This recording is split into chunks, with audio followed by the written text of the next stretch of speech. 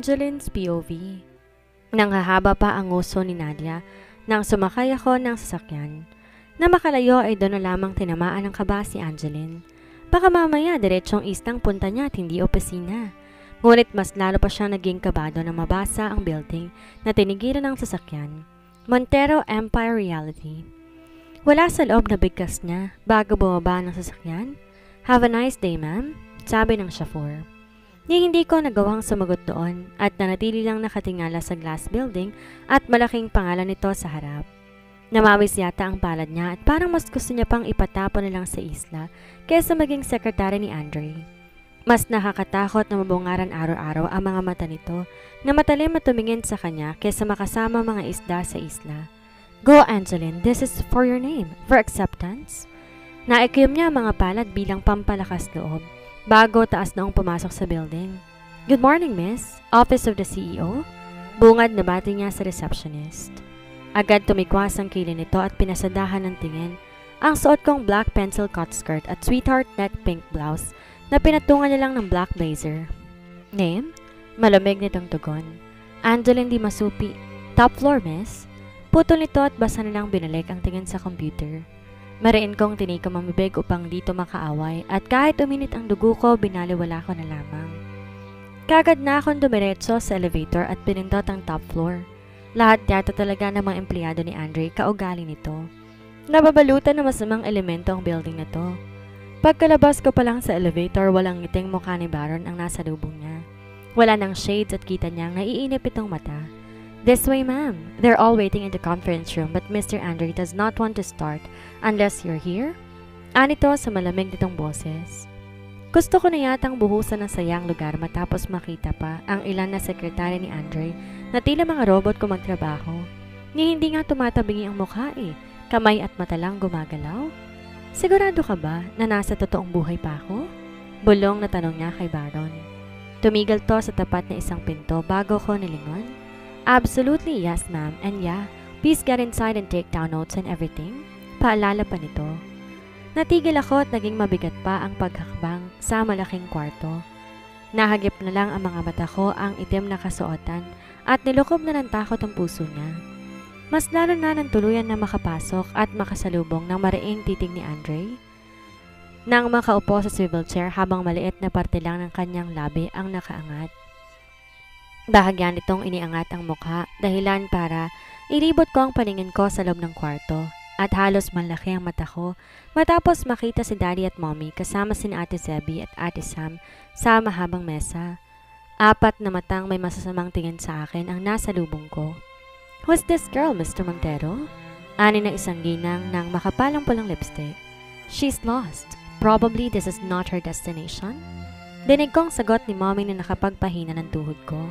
Maybe she's asking for a little help to at least buy some decent clothes. Ani Ate Zebby na kunot ang noong nakatingin sa suot ko. Or maybe she's applying for... Ngunit sabay-sabay kaming natigilan matapos basta nalang inihagis ni Andre ang cellphone sa mahabang mesa na numika na nakakabinging ingay. All of you, shut up! Gigil nitong bigkas. At tingin ko'y mas nakakilabot yon kesa anumang sigaw. Just tell us who she is. Anang ginang kanina. Napatras ako at balak sanang lumabas dahil hindi ko kinakaya ang kahihiyang nararamdaman. But then Andre spoke at yon ang dahilan kung bakit nakayuko na lang ang mukha sa aking palad. She is Angeline. She is my... Nanatili ako nakayuko at kumukuyom ang kamao. Tell them I'm your fiancé, Andre. Gusto niyang isigaw yon, ngunit manatili lamang siyang tahimik. Hinihintay ko anong sasabihin ni Binata. She's what? Ani muli ng ginang. Inip na sa sasabihin ni Andre.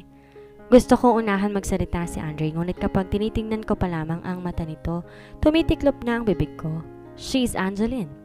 Nahigit kong hininga at nakagat ay babang labi sa lambing ng boses nito. Kumpara kanina na nakikilabot, handa na nga akong umiti sa lahat dahil pakiramdam ko, maayos ang sasabihin nito. She's my secretary. Tila pinagbagsakan ng langit at lupa si Angeline. Maayos nga ang pakilala ngunit sa hindi inaasahan, ang akala ko sasabihin nitong fiancé niya ako. Umaasa siyang nag-iba na ang desisyon ni Andre ngunit hindi.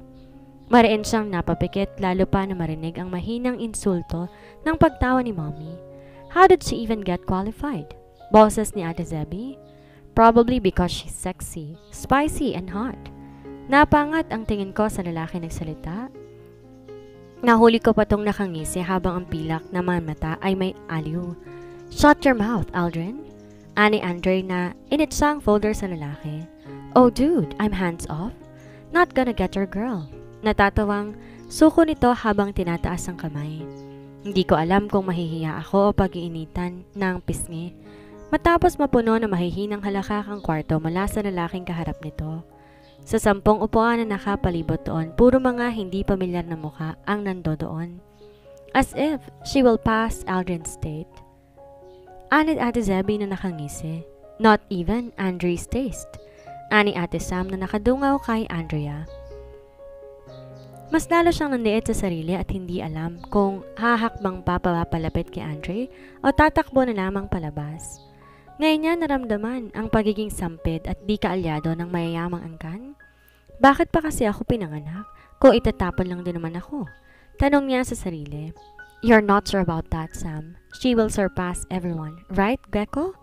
Ani Aldrin nang umisi sa lalaking kaharap nito. Tumingin sa akin ng lalaki at para bang sinusuri ang bawat detalyo ko. Surely, she will. Anang lalaking nagngangalang Gecko. Muli namang nagpakabayon sa akin at mas lalo pang kinabahan matapos masalubong ang madilim na tingin ni Andre. Come here, Angeline. Distribute these files. Utos ito at tinapik pa mga folder sa gilid niya. Wait, you didn't answer my question, Mr. Montero. I answered you, Mrs. Curtis. Salo ni Aldrin.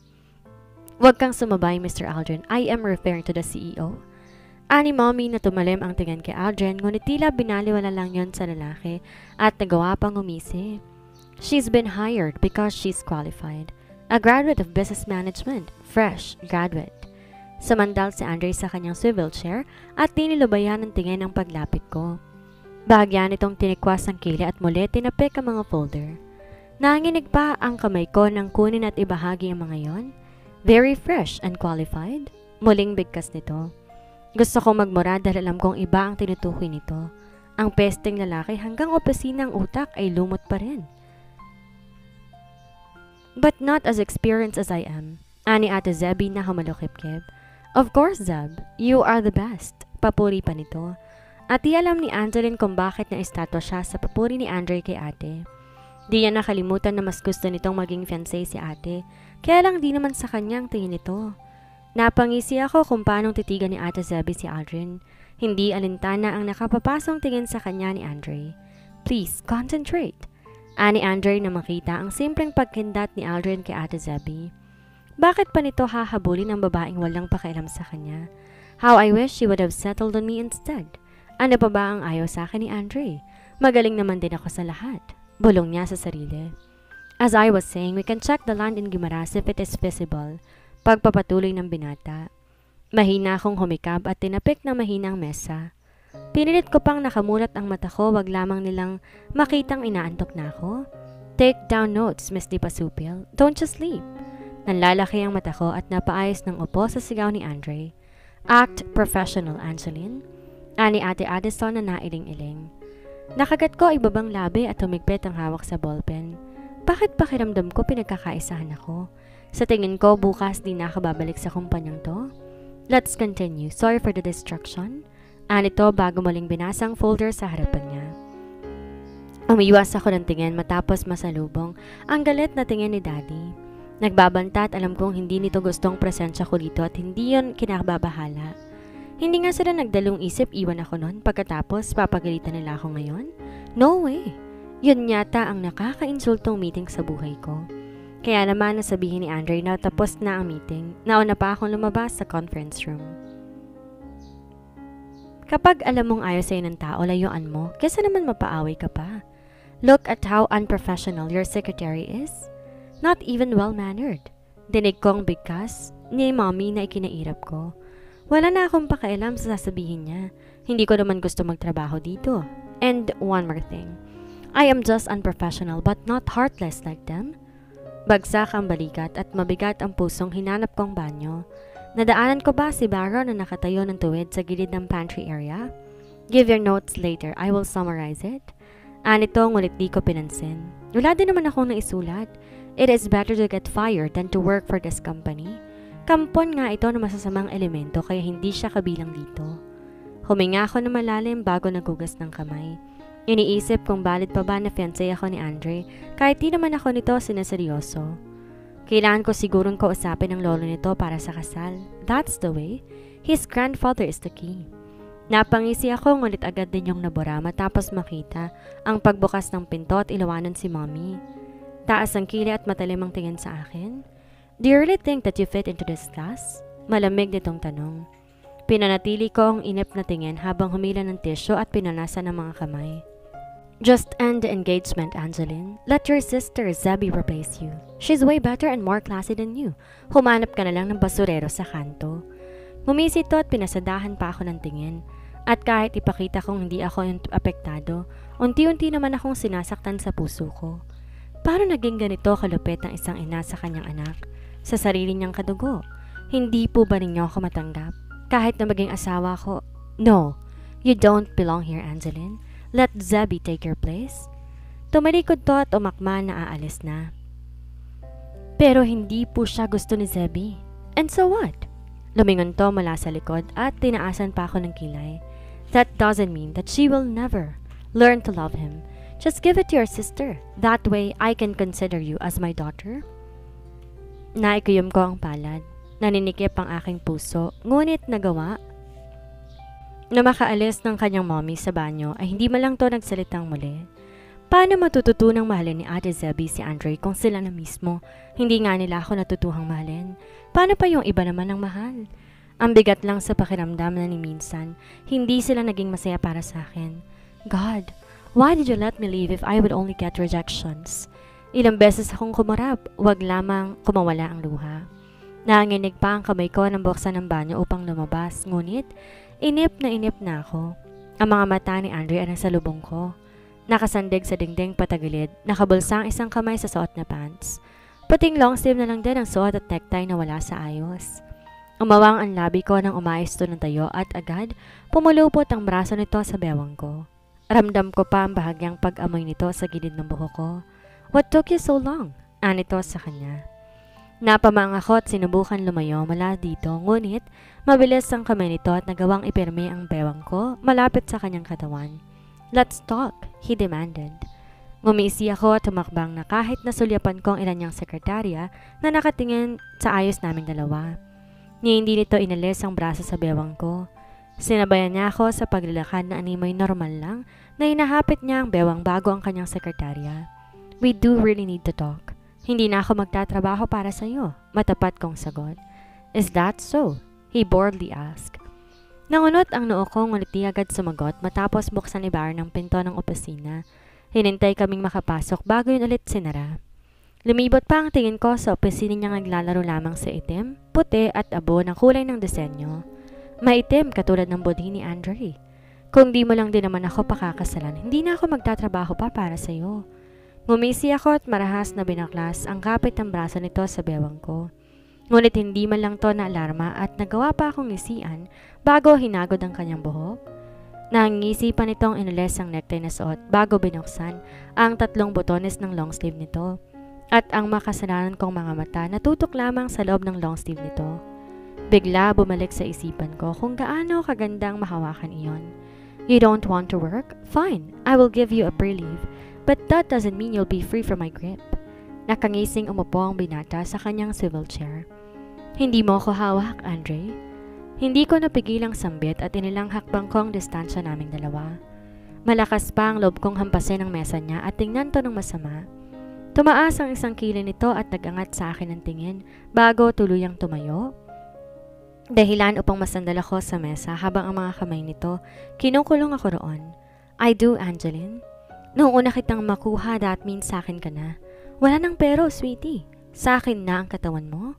Pinaglandas nito ang ilong sa aking tenga hanggang sa aking tabi. Wala sa loob na napahawak ako sa braso nito at doon, kumuha ng lakas ng sakupin ni Andre ang aking labi. Di ako mapakali sa'yo, Angeline. Bulong nito. Nakalimutan ko na ang ano pamang argumento at basta lamang nagpadala sa init na sinisimulan ng binata. Nagsimulang maglakbay ang kamay nito.